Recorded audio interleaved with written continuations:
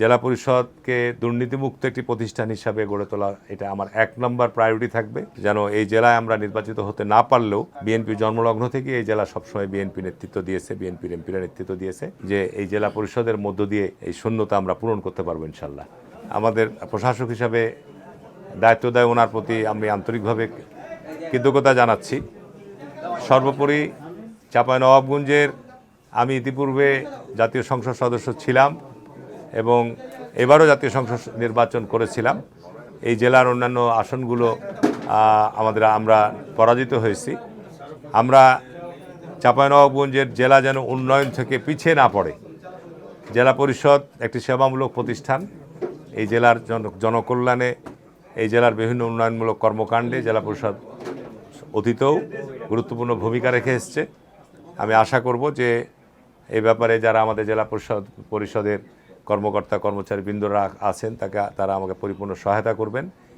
জেলা পরিষদকে দুর্নীতিমুক্ত একটি প্রতিষ্ঠান হিসাবে গড়ে তোলা এটা আমার ১ নম্বর প্রায়োরিটি থাকবে এবং জেলা পরিষদের মাধ্যমে এই জেলার উন্নয়ন কর্মকাণ্ডকে আমি আরও অগ্রগতি এবং আমরা যেন পিছিয়ে না পড়ি সেই ক্ষেত্রে মাননীয় প্রধানমন্ত্রীর আমি সুদৃষ্টি কামনা করব। যেন এই জেলায় আমরা নির্বাচিত হতে না পারলেও এই জেলায় স্বাধীনতার পর থেকেই বিএনপি জন্মলগ্ন থেকে এই জেলা সবসময় বিএনপি নেতৃত্ব দিয়েছে, বিএনপির এমপিরা নেতৃত্ব দিয়েছে। আমরা আশা করব যে এই জেলা পরিষদের মধ্য দিয়ে এই শূন্যতা আমরা পূরণ করতে পারবো ইনশাল্লাহ।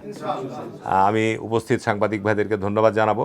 সাংবাদিক ভাইদেরকে বিশেষ করে আহ্বান জানাবো যে জেলা পরিষদের কর্মকাণ্ডের ব্যাপারে আপনারা সজাগ দৃষ্টি রাখবেন যে জেলা পরিষদে কোনো অনিয়ম কোনো অসঙ্গতি আছে কিনা সেগুলো আমাকে দেখিয়ে দিবেন।